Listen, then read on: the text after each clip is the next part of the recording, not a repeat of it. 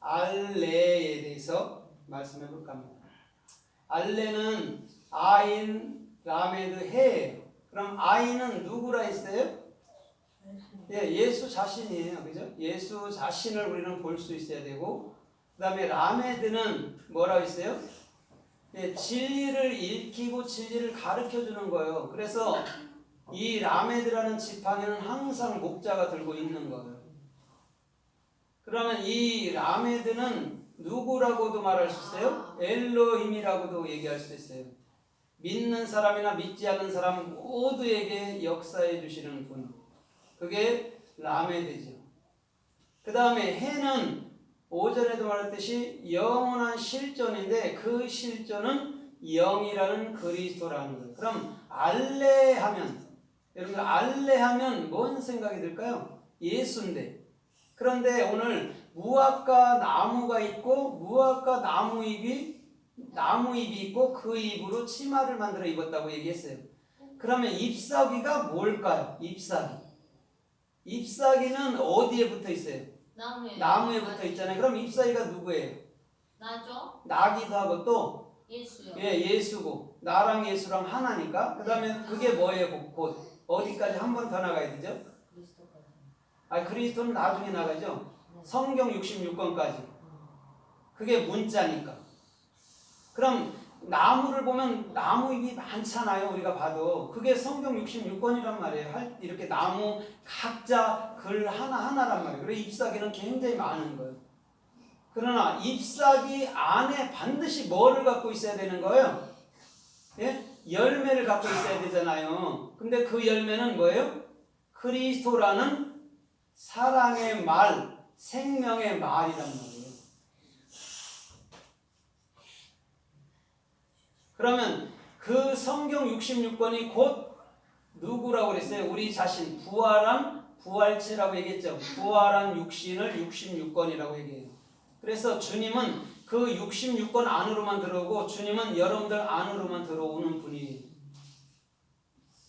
그러면 성서에서 이 66권이 또 잎사귀라는 66권 예수화가 어떻게 쓰였나 우리가 좀 살펴보면서 오늘을 받아보도록 하겠습니다. 에스겔서 47장에 보면 그 보좌로부터 문지방으로부터 생명수가 흘러가는데 1천척 재어주고 1천척 재어주고 1천척 재어주고 1천척 재어주고 그때 발목, 무릎, 허리, 온몸이 잠긴다고 얘기했어요. 1천척이라는 게 뭐냐면 알레프예요. 알레프는 뭐예요? 알레, 라메드, 페예요. 그러면 성경 66권이라는 하나님을 배우면 그 입으로 증거할 수 있다는 얘기가 알레프예요. 그래서 1천척 재어주니까 발목 온 거예요. 또 1천척 재어주니까 무릎까지 온 거예요. 또 1천척 재어주니까 허리까지 오고 1천척 재어주니까 온몸에 물이 잠겼단 말이에요. 그러면 이 지금 4천척을 얘기하는데 4천척은 신약의 마테마가 누가 요한이에요. 예수님은 1천척, 2천척, 3천척, 4천척으로 얘기해 줬단 말입니다. 근데 그것을 생명의 진리의 말로 가지면 닿는 곳마다 다 살아나는 줄 믿습니다. 아멘. 그래서 그 잎사귀는 약재료로 쓰이기 위해서 있다라고 에스겔서 47장에 얘기한단 말입니다. 그럼 세상에서도 병 들었을 때 약을 먹잖아요. 그럼 병든 우리 전혀 하나님을 인지하지도 못하고 하나님이 어떻게 생긴지도 모르고 어디 있는지도 모르는데 그것을 인지하기 위해서는 이 성경 66권이라는 약재료가 필요하단 말이에요. 그래서 약재료라고 얘기한 거예요. 세상에도 약이 있어야 치료되듯이 우리 영도 치료받기 위해서는 성경 66권을 온전히 해석하는 수밖에 없단 말입니다. 그래서 1천척, 2천척, 3천척, 4천척을 얘기해 주는 거예요. 사복음으로만 얘기해 주시는 하나님이라는 분이 이 땅에 와서 입을 열었을 때 사복음에서 얘기하고 사도행전으로 우리 마음으로 다 들어와서 역사한단 말입니다. 그게 곧 모세 오경이란 말이에요. 그러면 요한계시록 22장 2절에도 보니까 똑같은 말을 쓰거든요.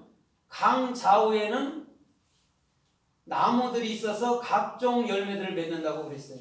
그 다음에 그 잎사귀는 그 만국 많은 사람들을 치료하기 위한 약재료가 되리라 이렇게 얘기했어요. 사람을 치료한다고 여기서는 또 말을 합니다. 에스겔은 사람을 치료한다 소리는 하지 않아요. 근데 계시록에는 사람을 치료한다고 얘기하는 거예요. 그럼 우리를 진짜 이 나의 생각, 나의 방법, 그렇죠? 그런 것들을 치료할 수 있는 것은 성경 66권을 온전한 뜻으로 아는 것으로 치료될 수밖에 없어요. 다른 것으로는 안 돼요. 그런데 그곳에 있는 것들은 다 열매를 맺는다는 거예요. 그러면 열매는 우리 스스로는 도저히 맺을 수가 없죠. 그렇죠? 우리 스스로 할 수 있는 것은 내 생각을 예수와 함께 십자가에 넘겨버리는 거예요. 그 다음에 내 생각이 죽게 되면 성령이라는 열매가 내 안으로 들어오는 거예요. 그래서 펠이라는 열매가 입을 열어서 진리를 가르쳐 주는 거예요. 그게 열매란 말이에요. 여러분들이 입을 열어서 진리를 가르쳐 줄 수 있다면 그게 열매라고. 그게 생명과일이란 말이죠. 그래서 우리 주님께서는 끊임없이 그 잎사귀를 두고 마태복음 21장 21절 금요일 날도 얘기했지만은 열매가 없기 때문에 그것을 저주해버렸다고 얘기했어요. 그 저주는 스스로 십자가에 올라가서 자기 자신이 죽고 난 이후에 열매를 주는 것을 얘기해 주고 있단 말이에요. 입만 무성하다 했잖아요. 성경이 많잖아. 66권이잖아요. 한 글자 한 글자는 엄청나잖아요. 근데 뜻을 모르면 이거는 죽은 거죠. 뜻도 모르는데 이게 어떻게 산 겁니까? 그렇죠? 근데 뜻을 알게 됐을 때 우리 안에서 어떻게 죽었던 말을 살려내는 그런 역사를 저와 여러분들이 하고 있는 거란 말이죠. 그래서 마태복음 24장 32절에도 동일하게 얘기하는 거겠죠. 잎이 나고 푸르르면 인자가 가까이 맺다고 얘기했잖아요. 오늘 잎이 나야 되잖아요. 우리가 역사 속에서도 그죠? 우리가 봄 되면 잎이 나잖아요. 그죠? 그러나 잎까지만 있으면 안 되잖아요. 어디까지 가야 돼요? 열매까지 가야 되잖아요. 그래서 예수님이 스스로 잎사귀가 되어서 자기가 십자가의 죽음으로 만국을 소생시키는 생명의 열매를 준 거란 말입니다. 그래서 오늘도 저와 여러분들의 그 생각의 죽음이 없이는요, 부활체의 그 영, 부활체의 그 몸, 부활체의 생각은 절대 없어요. 내 생각이 죽어야 말씀이 속히 말하면 깨우쳐진단 말이에요. 그래서 창세기 8장 11절에도 보니까 거기도 보니까 노아가 비둘기를 한번 내놓았죠. 근데 비둘기가 아무 소득도 없이 다시금 방주로 들어왔어요. 그 다음에 비둘기를 또 한 번 내놓으니까 그가 뭘 물고 왔어요? 갈람새 잎사귀를 끌고 왔어요. 갈람새 잎사귀는 뭐냐면 성령의 기름 부으심을 말하는 거예요. 그러면 이 비둘기가 뭘 갖고 온 거예요 지금? 열매를 갖고 온 거란 말입니다. 영의 말로 부활시켜버린 거예요. 그러나 먼저 온 비둘기는 어떻게 해요? 그 까마귀와 함께 그 십자가에서 죽어야 된단 말이에요. 예수는. 근데 두 번째 온 그리스도는 반드시 올리브나무 잎사귀를 갖고 오는 거예요. 그게 뭐였더라? 열매였더라. 그러면 방주 사건에서 까마귀와 비둘기 역시도 다 예수 그리스도를 얘기해 주는 거고, 그 방주는 반드시 뭘로 인해서 죽어야 돼요? 물이라는 침례 속에서 죽어야 되는 거예요. 그래서 베드로전서 3장에서는 노아의 방주 사건을 침례라고 얘기를 하는 거예요. 왜냐하면 침례 사건이라는 세례 사건이 뭐냐면 예수와 나와 함께 물에 잠겨 죽는 거예요. 그럼 왜 회피는 물에 잠겨 죽을까요? 물이 뭘까요?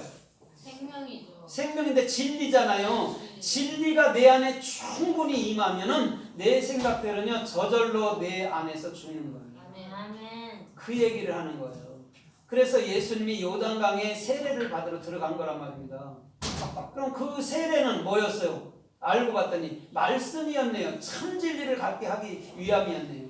그럼 노아 때의 홍수 사건도 참 진리가 내게 들어오기 위함이었구나 이렇게 봐야 되는데, 사람들은 심판했다고 또 마지막 때도 그렇게 심판한다고 얘기해요.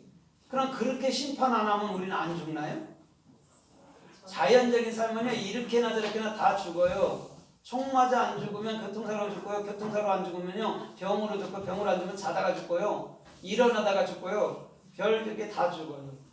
그러면 홍수를 내렸다는 의미도 세례 사건을 얘기해 준단 말입니다. 정확히 베드로는. 그럼 세례에서는 내 생각이 죽는 거죠. 그렇죠? 그 다음에 그 성경 66권이라는 그 생명의 말씀으로 내 안에 함축돼 버리니까 이것이 하나님의 사랑이었네. 그러면 그래서 우리가 복음을 증거할 때 뭐에서 복음을 증거해요? 영혼을 사랑하기 때문에 하는 거예요. 아 이거 하면 상급 준다 하는 거 그건 가짜예요. 그거는요. 영혼을 사랑하기 왜? 내가 주님을 알아서 그 생명의 말을 가졌듯이 저 사람도 받았으면 좋겠다 하는 거예요. 아멘. 그게 그리스도인이란 말이죠. 주님은 그 자에게 오늘도 참된 진리의 말을 흘려주는 거예요. 그래서 시편 1편 2절로 3절에도 뭐라고 그래요? 시냇가에 심은 나무가 시절을 쫓아서 뭘 맺어요? 가시려. 가시를 맺는데 잎사귀가 시든대요 안 시든대요? 다르지 않은. 잎사귀가 마르지 않는데요. 시들지 않는다라고 얘기를 했단 말입니다. 자 보세요. 오늘 잎사귀가 성경 66권이잖아요. 그 문자가 들어있으면 그건 죽은 거잖아요. 시든 거잖아요. 근데 우리가 그것을 뭐예요? 다 살려냈단 말이에요. 성령으로 인해서. 성령으로 이제는 성경을 보면요. 아 이게 나를 사랑하는 생명의 말이었구나로 들린다니까요. 그래서 시냇가에 심어줘야 돼요. 진리 안에 있는 자들은요 절대 시들거나 없어지지 않아요. 오늘 반드시 저와 여러분들의 마음속에 이 스템이 될 줄 믿습니다. 뚜렷이 선단 말이에요. 이 스템이가 뚜렷이 섰단 말입니다. 죽은 활자들이잖아요. 어떻게 보면 성경 60권 다 누워있잖아요. 지금 옆으로 보세요. 뱀처럼 쭉 길게 늘어져 있잖아요. 그걸 여러분들 마음에 이 스템이 똑바로 세워버려야 돼요. 생명나무로. 그럼 생명나무는 눕혀져 있어요? 일어나 있어요? 일어나 있죠. 저 바깥에 보세요. 이거 눕혀있나 일어나 있나? 일어나